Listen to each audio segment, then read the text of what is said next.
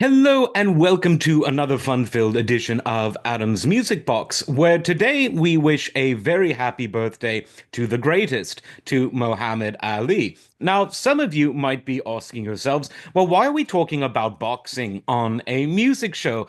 It's a fair point. Well, there's several reasons. Sports and music have always had, I think, a very good symbiotic relationship. And as we move further into the NFL playoffs, huge event, we'll get more into that. But for today, it's all about boxing. But of course, Muhammad Ali was more than a boxer. He was a social activist. He was someone who made many self-sacrifices for his cause and for the cause of others. He was a religious figure in many ways. He was a poet. He was a motivational speaker. He was an intellect. And yes, he was, in a way, a musician.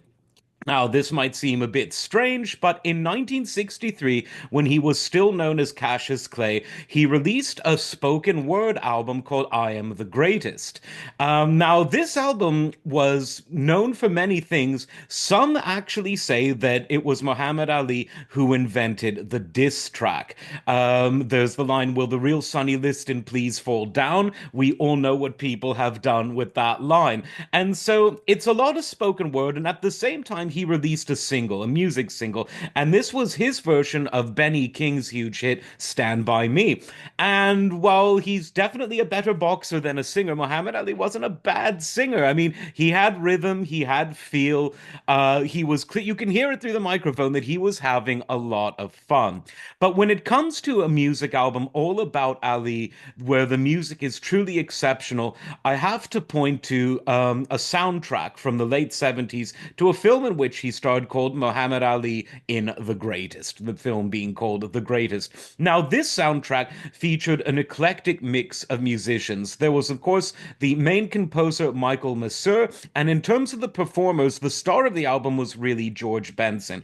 And by this time, George Benson was already someone who had crossed over from the jazz world to the jazz fusion world to someone who now was a mainstream success. This was, of course, the 70s when jazz fusion albums could sell in the millions. Think Chick Corea's Return to Forever, Mahavishnu Orchestra, people like Al Di Meola, and George Benson was one of the very top selling jazz fusion artists of the time.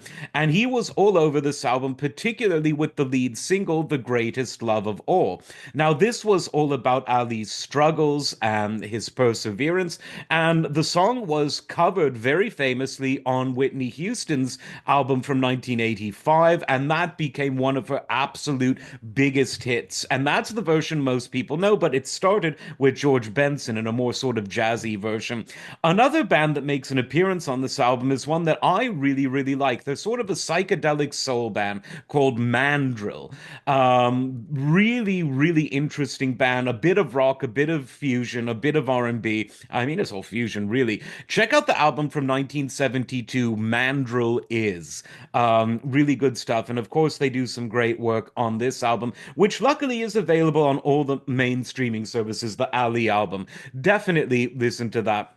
Now, Muhammad Ali's name has been referenced in pop culture, in music of all genres, from rock to hip hop, probably more than any other name, because he was a cultural phenomenon. More than any championship boxer, more than any world championship boxer, more than any Olympic gold medalist, he was someone who captured the imagination of America and of the wider world because of his greatness in the ring, his unique style. It was almost physical poetry, the way he would fight. And he said it best. He said most things about Ali have been said best by Ali. And float like a butterfly, sting like a bee. And that really is what it was like. It was physical poetry. His interviews on various news programs, various, slice of life programs became the thing of legend. And the fact that when he retired, he was a boxer that everyone else looked up to, the great world champ of the next generation, Mike Tyson, another hero of mine, really looked up to Ali. And it's just sad that in the final decades of his life, disease, and we can guess what that came from.